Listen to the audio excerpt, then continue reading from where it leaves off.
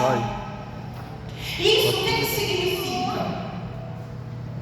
Significa que quando os salmistas estavam peregrinando, sendo forasteiros, sendo fugitivos, eles faziam, inspirados pelo Espírito Santo, os poemas, os cânticos em forma de oração e adoração ao Senhor. E nesse caso aqui, irmãos, não foi diferente. Esse é o salmo do rei Davi. Rei Davi, por quê? Quando o rei Davi, ele compôs esses salmos, inspirado pelo Espírito Santo de Deus, ele já tinha sido ungido a rei. Só que ele ainda não estava no trono, porque ele estava sofrendo uma grande perseguição. E esse relato, irmãos, acompanhou paralelamente no capítulo 25 de 1 Samuel. Nós vamos dar uma repetida. O primeiro Samuel, no capítulo 25, vai nos contar da morte do profeta Samuel. O profeta Samuel morre. Davi se desespera. Por quê? Porque Davi, ele estava sob forte perseguição do rei atuante naquela época, do rei que estava vigente naquela época, que era o rei Davi, que era o rei Saul, perdão. Rei Saul então começou ele já estava dando continuação àquela caça para matar Davi. Ele estava com inveja, ele estava com medo de perder o trono, ele não queria perder o trono. Mas há uns capítulos anteriores do livro do 1 Samuel, conta que o Senhor já tinha rejeitado Saul. O Senhor já não se agradava mais de Saul. E acaba, irmãos, que a palavra do Senhor nos diz que Davi, ele sai desesperado para o deserto de Parã. E é nesse deserto de Parã que ele compõe esse Salmo 121. Interessante, irmãos, que quando nós passamos as nossas perseguições, os nossos batalhas, os nossos conflitos, o último lugar que a gente quer ir é para o deserto. A gente não quer ir para o deserto, mas é o único lugar onde é que Davi tinha recurso de resistir, de se manter vivo. Davi estava abatido, ele já tinha perdido a sua amizade com Jonas. O profeta Samuel falece, ele está sozinho nessa batalha, ele está chateado, ele está com medo, ele está afligido, de muitas formas ele está afligido.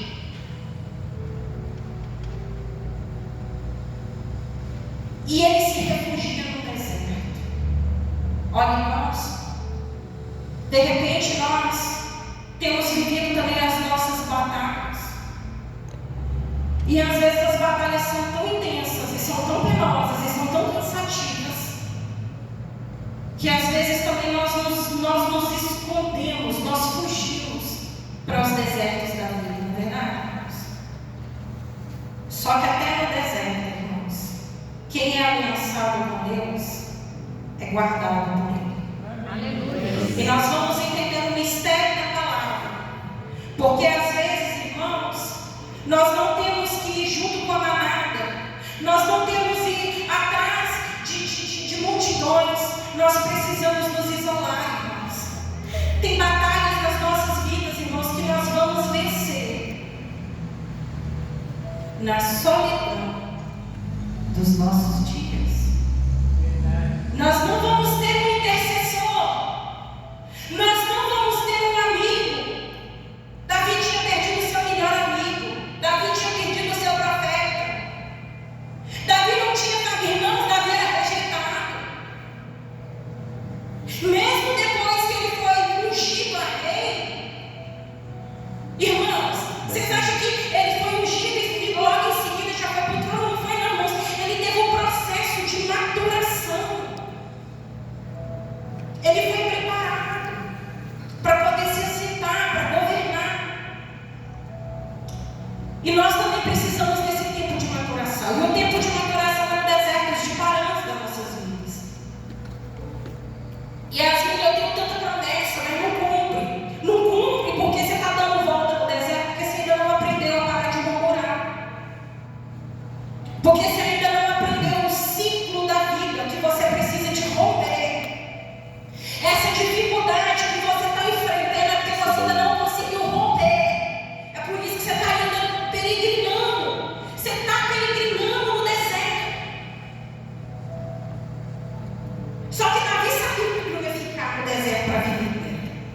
sabia, porque ele tinha uma promessa de ser rei.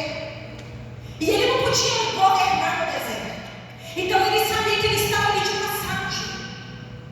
Mas ele estava afligido, ele estava debilitado, ele estava enfraquecido.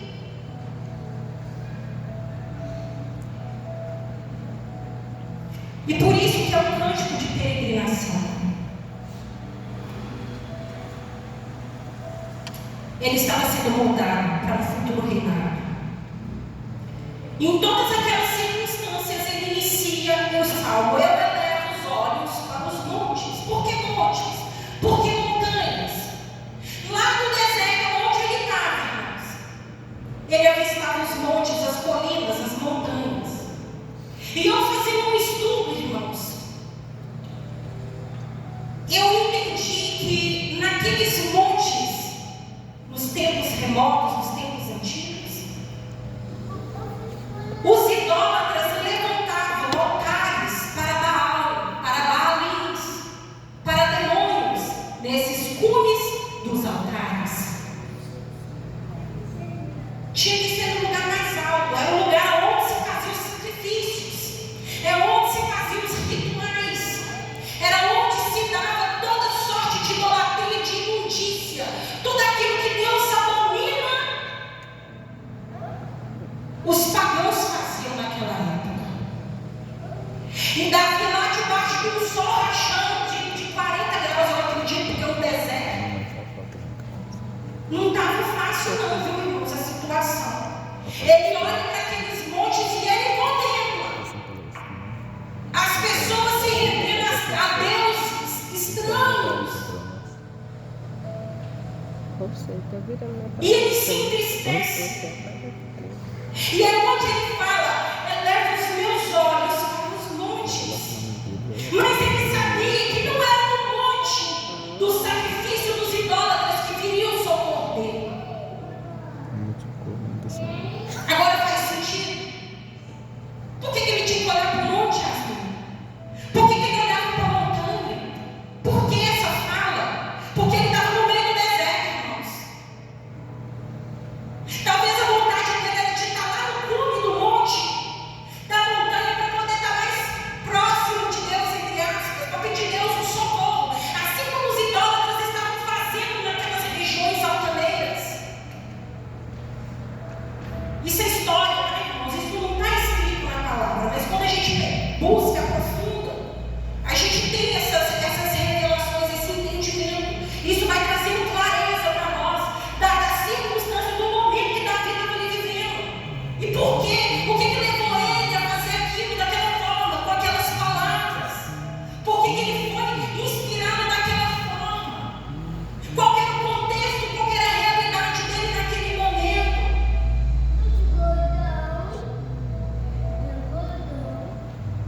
E ele fala: não, o meu socorro não estava naqueles montes, aonde os idólatras se levantam, aonde acontece todo tipo de malignidade, de rituais, de abominação contra o meu Senhor. Mas o meu socorro vem do Senhor, que fez o céu, que fez a terra, que fez o monte, que fez a colina, que fez a montanha, que fez o abismo, que fez o chão, que fez o céu, que fez a terra, que fez os luminares.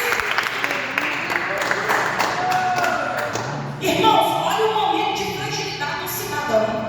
Ele reconhece a grandeza de Deus em meio ao caos, ao completo caos que ele está vivendo. Irmãos, isso é da honra, isso é da exaltação, isso é glorificar o Senhor em meio às batalhas da vida. Entendi. E ele reconhece que tudo aquilo ali, não valia nada, mas que ele sabia o Deus que ele servia. Ele conhecia o Deus que dava a ele força para enfrentar o urso e o leão. Ele sabia o Deus que ele servia, porque quando ele tocava a harpa, o Satanás fugia. Ele sabia o Deus que ele cria. E ele sabia que existia um propósito pelo qual ele estava passando aquele sofrimento. E de repente, às vezes, a gente passa uma ponta de uma agulha, irmãos, de sofrimento. E a gente se queixa, e a gente não dá glória, e a gente não honra o Senhor.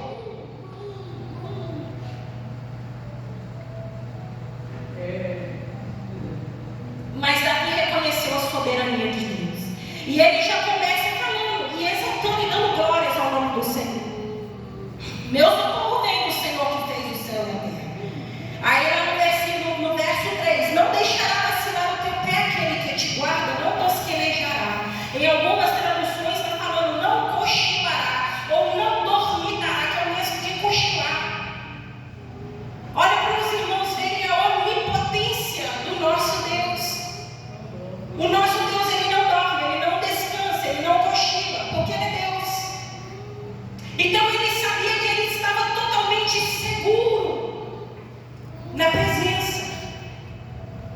Mas ele não podia errar o passo, irmãos, porque senão ele ia vacilar. É por isso que ele está falando aqui, olha, não deixará vacilar, porque se fosse por causa dele mesmo, certamente ele vacilaria, ele ia pisar fora, ele ia fazer coisa errada. Só que Davi, ele foi temente e obediente, irmãos. Davi teve a oportunidade de matar Saul, ele não fez. Por quê? Porque ele preferiu obedecer, ele preferiu exercer a sua fé, ele não quis tocar no ungido, porque embora o Senhor já tivesse o rejeitado, ele ainda é um ungido de Deus. Tremendo, irmãos. E quando Davi, aleluias, eis que não tosquenejará nem dormirá o guarda de Israel. Esse é o poder do nosso Deus. O Senhor é quem te guarda, o Senhor é a tua sombra, a tua direita. Irmãos, que poder é esse que só a sombra do Senhor te protege? Sabe quando você anda no sol, debaixo daquele sol, e que faz a sombra, irmãos? Jesus que anda comigo e com você, ele te faz a sombra para te proteger dos inimigos. Irmãos, isso é muito tremendo. Essa é uma palavra para ativar a minha e a sua fé nessa noite. De repente você está achando que você está caminhando no sol de 50 graus, você está sozinho. Jesus está com você. O Altíssimo é a nossa habitação. Olha o que o Salmo 91 fala, irmãos, no verso 1. A sombra do Onipotente descansará. Olha, irmão, você dorme na sombra do Onipotente, você caminha na sombra do Onipotente, você faz as suas tarefas na sombra do Onipotente. Davi andava no deserto de Parã, debaixo da sombra do Onipotente e do Altíssimo. Quando, irmãos, nós temos uma aliança com o Senhor, Ele tem a sua fidelidade para conosco. Quando a nossa família, irmãos, está prontamente colocada no altar do Senhor, o Senhor estabelece sombra dele, sombra do Onipotente sobre a nossa casa, sobre a nossa família, aonde a peste não alcança, aonde a mortandade não chega, aonde, olha, irmãos, a sorte de livramento vem sobre aqueles que verdadeiramente carregam nos seus dedos a aliança com o Senhor, nos seus corações são verdadeiramente circuncidados pelo favor de Cristo.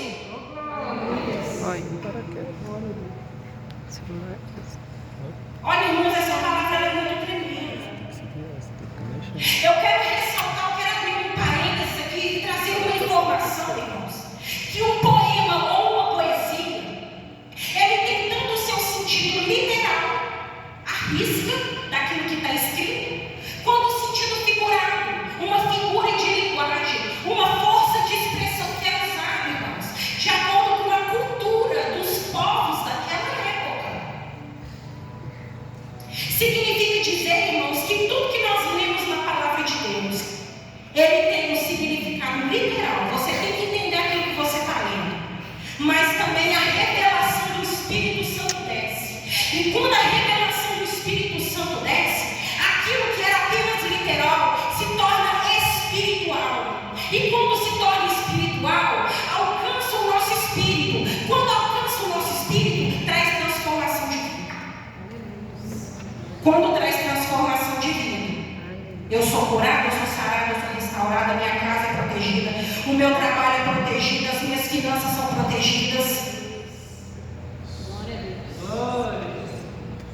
Eu alcanço as libertações que eu preciso, que eu necessito.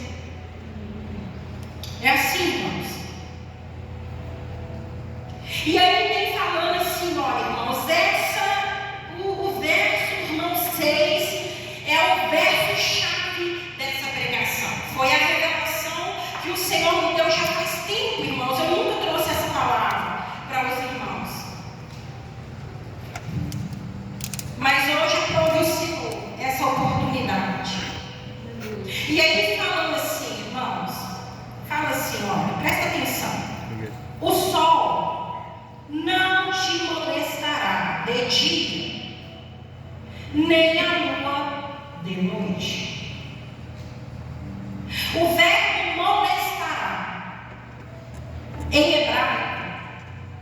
significa nakar, que é o mesmo que golpe, derrota, ferir, ato de violência, abuso. E você entenda abuso de todos os viés possíveis. Ação que leva à derrota, fazer o mal, atacar, perturbar a paz de alguém, sofrimento. Então eu entendo, irmãos, que além de uma perseguição física que Davi sofria, ele ainda lidava com perseguições espirituais, em níveis espirituais. Agora eu quero fazer uma pergunta para a igreja, e os irmãos não precisam de me responder, mas eu quero que os irmãos pensem comigo. Tem como o sol molestar alguém, irmãos? Sol, corpo celeste que o Senhor criou. Tem. O sentido literal de sol molestar é quando eu fico debaixo do sol me causa desidratação, queimadura. Mas isso é físico. Isso é absolutamente físico. No que tange a vida espiritual de Davi, irmãos, ele não estava falando apenas do físico. Se os irmãos estão compreendendo a palavra. O sol e a lua aqui, irmãos, são entidades, são demônios. É disso que ele está falando, e eu vou provar a palavra do Senhor. Porque o nível de batalha que Davi vivia, irmãos, não era apenas de uma perseguição humana, era de uma perseguição espiritual. Por quê? Porque o inimigo não queria que os planos do Senhor fossem cumpridos na vida do rei Davi. E isso é algo muito forte, irmãos, na minha e na sua vida. Só que Davi sabia do que ele estava falando naquele tempo. Os irmãos nunca ouviram essa revelação. É a primeira vez que a igreja do Senhor está ouvindo essa palavra, essa revelação. Isso é palavra revelada, irmãos.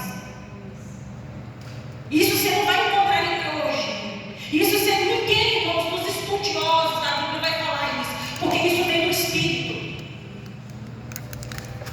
O sol, esse sol aqui, estava falando do Deus Sol. Você sabe, irmãos, que eu vou trazer aqui agora um apanhado de deuses solares por cultura. Então, irmãos, o Antigo Egito era o berço da feitiçaria e do satanismo. E sabe qual que era o Deus principal que eles adoravam, pastor Geilson? O Deus Ra. E os irmãos podem chegar em casa e dar um Google e vão confirmar tudo que eu estou falando aqui. O Deus Ra era o Deus Sol da época dos egípcios. E eles se curvavam ante aquela estátua, ante aquele astro celeste, corpo celeste. Só que, irmãos, o problema está no sol, Yasmin, e não. O problema está na entidade que rouba a glória do Senhor, que se aproveita da figura do sol para receber a adoração. E se tem algo que o Senhor, irmãos, não aceita de maneira alguma, é a idolatria, porque a glória dele ele não divide com outro. Então isso é abominável demais aos olhos do Senhor. Então perceba, irmãos, a profundidade dessa palavra. Aleluia. Aleluia. Mas tem mais. Lá na Grécia, esse mesmo diabo, esse mesmo demônio, essa mesma entidade, esse mesmo principado tem por nome Hélio e tem por nome Apolo. Em Roma é o Deus Sol, que é o templo importante do circo máximo, aonde eles faziam todo o teatro da época, que era forma de expressar a cultura dos romanos. Cultura, irmãos, cultura vem da palavra culto. Então tudo que fala a cultura brasileira, isso serve o quê? Isso serve um regimento espiritual, porque de trás de toda cultura existe um culto, ou ao Deus dos céus, ou a Satanás e os anjos caídos. Isso é muito forte, irmãos. Vocês estão aprendendo isso aqui hoje para vocês passarem para frente o conhecimento, irmãos. Isso é revelação do Senhor. Então prestem atenção, irmãos. Hinduísmo, lá na cultura hindu, Súria e Savitar é o mesmo Deus Sol. Irmão, você percebe? O diabo, o demônio é o mesmo, só muda os nomes e a localização. Mas a entidade que recebe a adoração no lugar do Senhor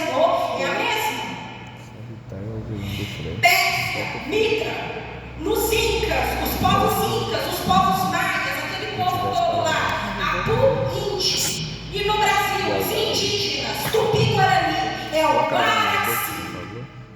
E tem muitos outros deuses que são deuses solares por cultura, mas que os irmãos quiserem pesquisar mais sobre, os irmãos olhem isso em casa. E da mesma forma eu fiz os apanhados dos deuses lunares por cultura. Lá no Egito, Khonsu, Iá, Tote e Ísis. Quem nunca viu aqueles desenhos, aqueles hieróglifos com o olho de Horus? Isso tudo, irmãos, são demônios que eram adorados nas culturas pagãs da antiguidade e que hoje são os mesmos demônios, irmãos, só muda o nome. Mas a entidade é a mesma. Lá na Grécia, Artemis, Selene e Hécate. Em Roma, Luna, Diana. Nos povos incas e maias, Mama Quila. No Brasil, Jaci. Entre outras, né, irmãos? Porque aí tem outras vertentes religiosas, aí os nomes vão mudando, mas o diabo é o mesmo. Ele vai só mudando os nomes para poder enganar o povo. Mas o demônio é o mesmo. Mas aquele diabo que atuava lá na época de Davi, lá no Antigo Egito, é ele que está falando aqui, ó. O sol não te molestará. Ou seja, os demônios que estão por detrás do sol não vai tocar no nome de Davi. É isso que ele está falando, não vai me molestar, não vai abusar de mim, não vai roubar minha unção, não vai pegar minha essência, não vai me tirar do trono. Por quê? Porque o Senhor te guardará de todo mal e guardará a tua alma. Alma, a palavra-chave é alma, porque a palavra de Deus podia ter falado: o Senhor te guardará de todo mal e guardará o teu corpo. Mas não está corpo, está alma, porque a guerra é espiritual. Então ele precisava de ser protegido, irmãos, da alma, porque senão os deuses, os demônios que estavam sendo adorados nos montes, que ele elevava os olhos e ia açoitar ele, ia açoitar a alma dele. Irmãos, isso é libertação. Palavra do Senhor, o Senhor te liberta hoje da manipulação dos espíritos que estão por detrás da lua, por detrás do sol. Ai, Yasmin, eu não estou convencida do que você está falando. Então vamos para a palavra e nós vamos caminhar um pouco. Deuteronômio, capítulo 4. Você que tem a palavra, quer aprender mais, acompanhe comigo. A partir do 16. Deuteronômio 4, a partir do 16. Olha aqui. Profeta Moisés recebe das mãos do Senhor a tábua dos 10 mandamentos. Junto às tábuas tem uma série de recomendações. Aí está aqui, ó, no versículo 16. Todo o versículo 4 está falando das recomendações. Mas aí nós vamos atentar o que nós estamos falando aqui nessa noite. Aí começa lá no 16, mas nós só vamos ler, de fato, 19, para a gente ter tempo. Que não levantes os teus olhos aos céus e veja o sol e a lua, e as estrelas, todo o exército dos céus, e sejas impelido a que te inclines perante eles, e sirvas àqueles que o Senhor teu Deus repartiu a todos os povos debaixo de todos os céus. O Senhor está falando aqui para não se curvar diante do sol, da lua. O que é se curvar? É adorar e idolatrar, orar, pedir para sol, para lua, para estrela, para exército do céu. Isso é pecado, isso é abominação, isso é profano. São demônios, são tronos caídos, são anjos caídos que estão por detrás dessas figuras celestes. Não pode. Palavra de Deus, no livro de Ezequiel.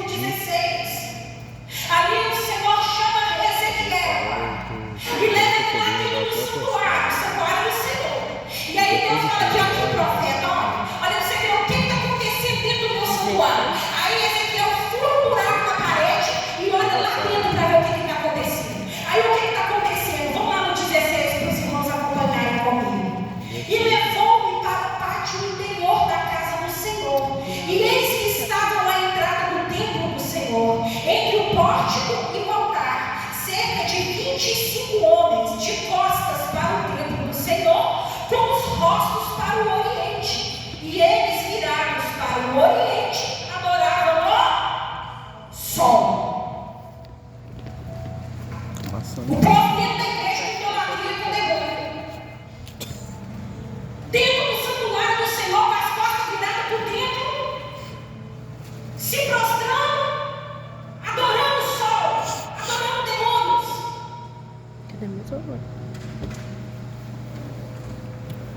Não estão convencidos, não?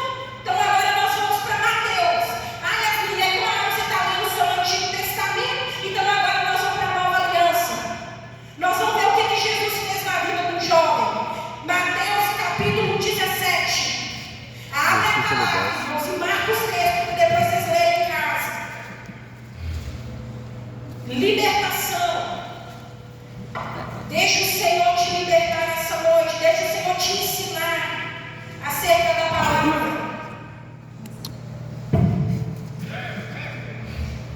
Glória a Deus.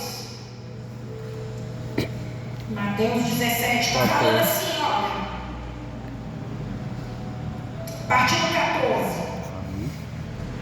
E quando chegaram a multidão, aproximou-se um homem, pondo-se de joelhos diante deles e dizendo: Senhor, tem misericórdia de meu filho, que é lunático e sofre muito, pois muitas vezes cai no fogo e muitas vezes na água. Aí eu quero voltar aqui, olha, lunático. Lunático. O que é uma pessoa de lua? Sabe quando você já ouviu a pessoa falar que a pessoa está de lua? Aquela pessoa bipolar precisa de libertação. Isso é demônio. Influência dos tronos caídos. Influência de Lilith. Um principado terrível.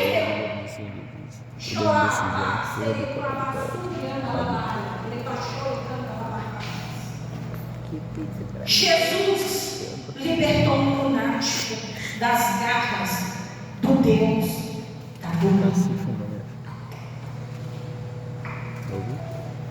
Palavra de Deus, irmãos, eu não estou inventando nada. Está tudo dentro da palavra. Graças a Deus.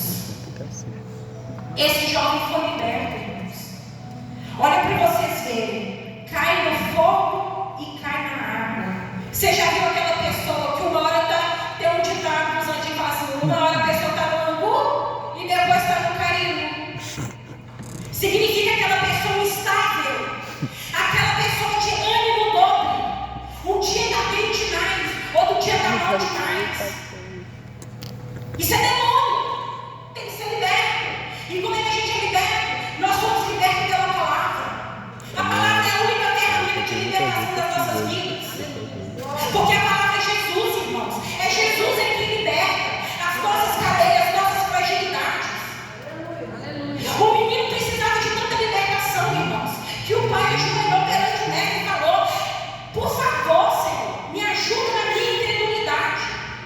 Porque essa passagem tem em João, tem Lucas e tem Marcos. Os irmãos, é a mesma passagem. Tem nos evangelhos. O pai já estava desacreditado de ver o sofrimento daquele filho.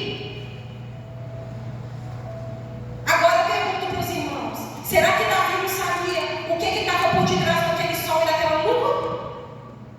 Será que ele não teve a revelação do Espírito Santo acerca daquilo que ele estava sofrendo na alma?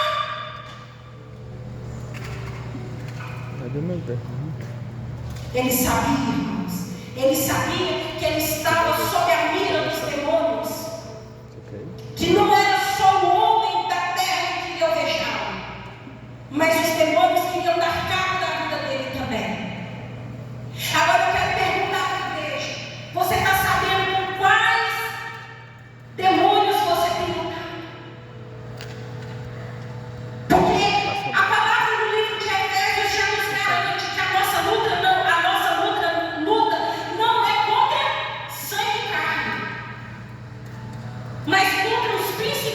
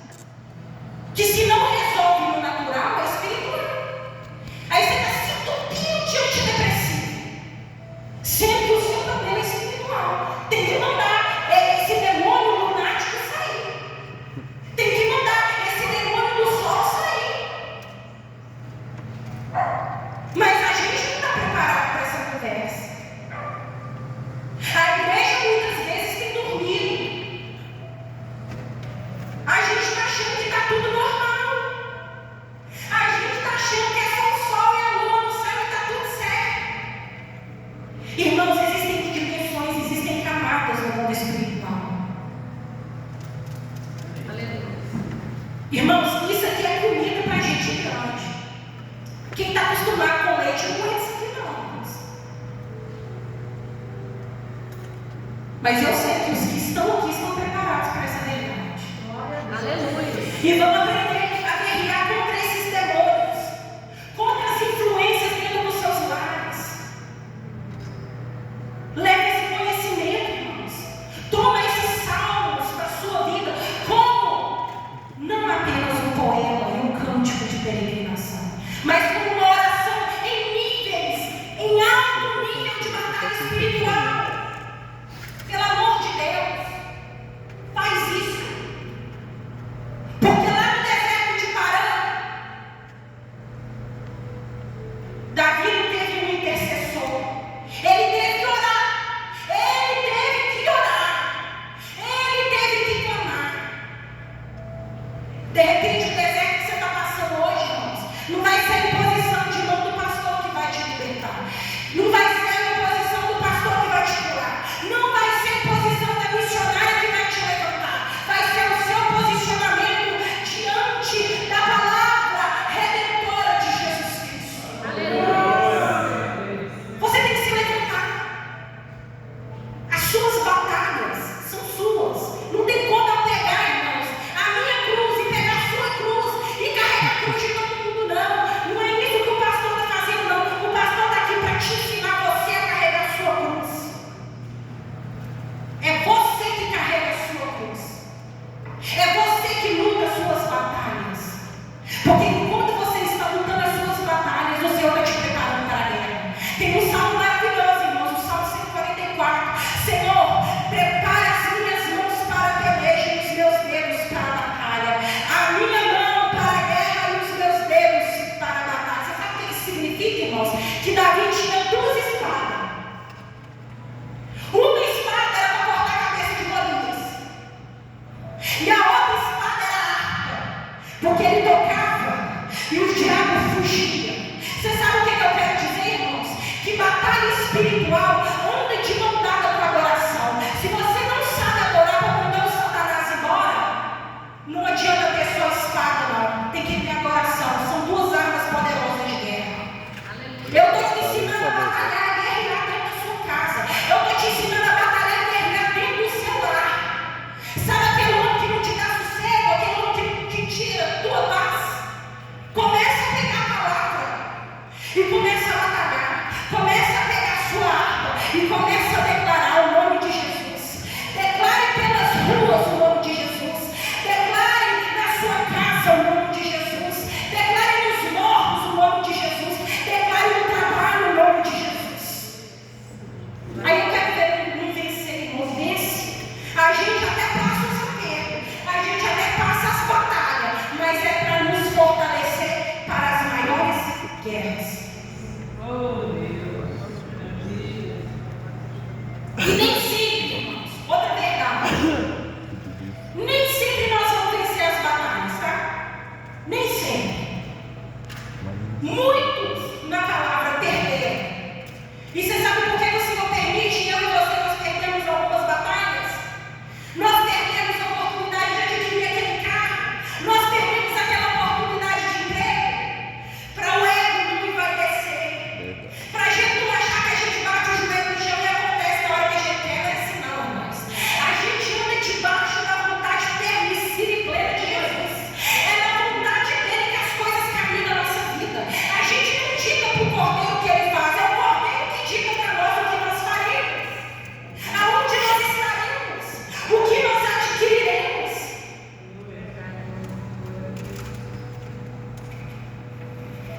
Palavra do Senhor. Aleluia. Para fechar a palavra, irmãos, e eu achei que eu não ia passar o lugar, irmãos, mas se eu passar 5 minutos, os irmãos me perdoam. Mas eu preciso entregar todo o contexto. Aí vem falando no versículo 7, no verso 7 e no verso 8, que fala assim: o Senhor te guardará de todo mal, guardará a tua alma, o Senhor guardará a tua entrada e a tua saída, desde agora e para sempre. Aqui está falando no literal, vou traduzir, vou desenhar para os irmãos. No literal está falando: quando você entrar para casa, quando você sair de casa, quando você for para o trabalho, quando você voltar para o trabalho, esse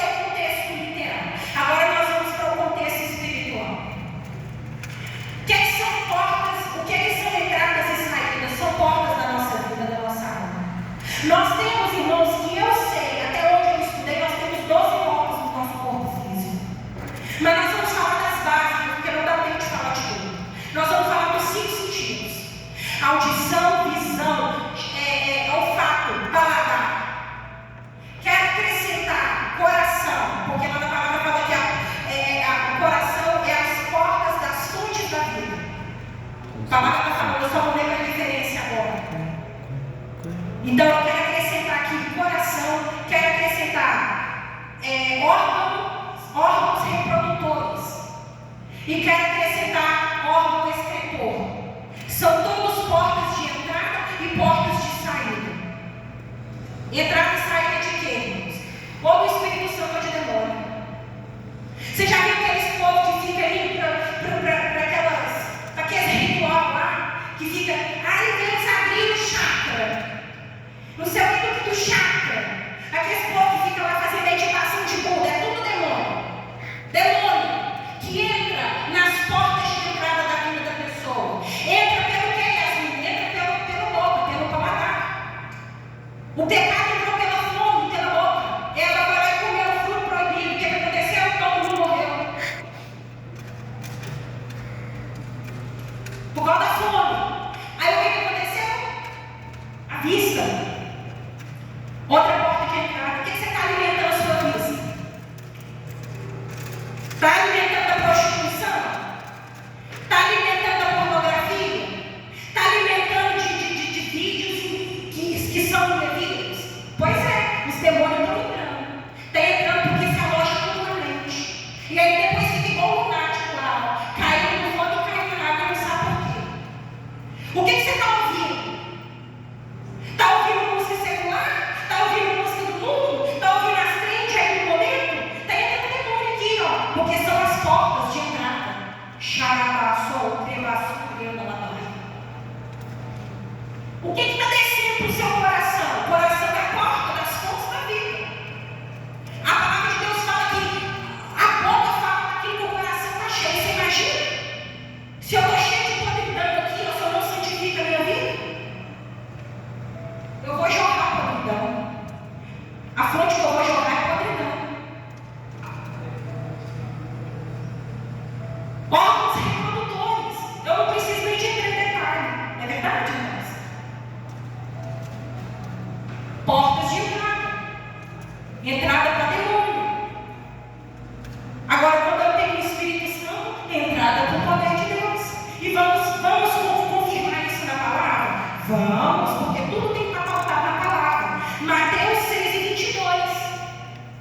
O que fala lá em Mateus 22? Eu vou resumir aqui, irmãos, não precisa nem de abrir não, mas anota aí para você ver em casa. Está falando sim que os olhos é a candeia do corpo. Se os seus olhos forem bons, seu corpo inteiro vai ser bom. Porque aquilo que você vê, você absorve. Isso é uma porta. E aí a palavra de Deus está falando que o Senhor guardará a tua entrada e a tua saída, irmãos. O Senhor está guardando a sua vida. É a sua vida. É o seu eu. É você como pessoa. Não só naquilo que você faz, ou deixa de fazer, ou aonde você vai, ou deixa de ir. Mas é o contexto de você como pessoa, como indivíduo. Ele te quer por completo. Se Deus quisesse só coração, Ele faz um coração com 2 braços e 2 pernas. Ele te quer por inteiro, na santidade, no temor, na obediência e na fé. Romanos 10:17. A fé vem pelo ouvir. Mas se eu ouvir pessoa que só sabe reclamar, se eu ouvir pessoa que só sabe murmurar, se eu só ouvir palavrão, se eu só ouvir coisas de baixo calão, o que vai acontecer, irmãos? Eu vou ter fé não. A falta de fé também vem pelo ouvir. É só vocês pegar a palavra, irmãos, e levar para o outro sentido, que dá na mesma. Lucas 8:44, tá? Você sabe o que aconteceu no 8:44? Aquela mulher do fluxo de sangue tocou nas orlas do manto de Jesus e foi brutamente curada. O toque é uma forma, é uma porta de entrada e de saída. Se meu pai põe a mão na minha cabeça e me abençoa, ele está transferindo a unção. O que está na vida dele vem para mim.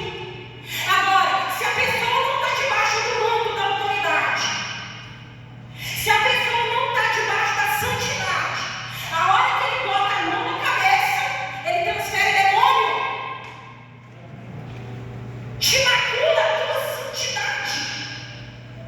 Isso é grave, irmãos. Imposição de mão é só para quem tem unção.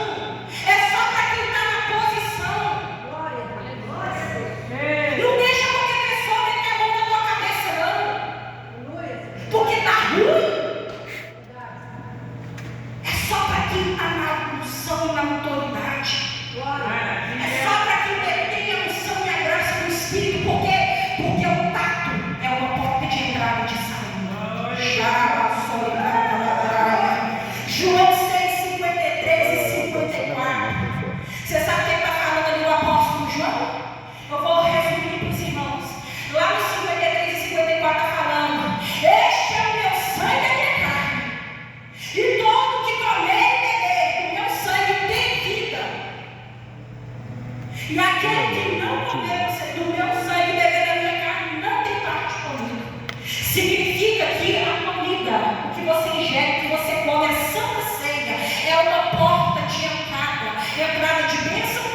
maldição. Aí não, eu não venho tomar Santa Ceia não, mas eu vou tomar um canjicão lá na festa junina. Você está se alimentando de demônio, comida consagrada, comida de terreiro, comida de umbanda. Libertação. Libertação. O cheiro. Ó. O cheiro. Lá em 2 Coríntios, capítulo 2, versículo 14, fala do bom perfume de Cristo. Significa que aquele que tem Cristo exala o bom perfume de Cristo. Então o cheiro, irmãos, é uma porta de entrada e de saída. Se eu cheiro muita fumaça de cigarro, se eu cheiro muita fumaça, está entrando o quê? Depósito para enfermidade, para demônio. Você sabe quando a gente vai num lugar e você fala assim, esse lugar aqui não está me cheirando nada bem. Significa que existe uma situação que não está boa. Significa que existe um podre escondido. E todo sentido nosso, irmãos, físico, eles também são espirituais, eles são ativados espiritualmente. E por fim, quando Jesus Cristo, ele sopra sobre os discípulos, recebam o Espírito Santo. Aí Jesus vem e faz assim, ó. Quando Jesus faz isso, os discípulos fazem assim, ó. Porta de entrada. Recebendo o Espírito. Então, irmãos, vigia. Vigia onde você põe seu pé. Vigia onde você põe sua boca. Vigia o que você se alimenta. Vigia onde você põe seus olhos. Aonde você coloca os seus ouvidos. Vigia a sua forma de ser. Porque isso é santificação. E aquele que se santifica para Deus, o que tem a garantia aqui no Salmo 121?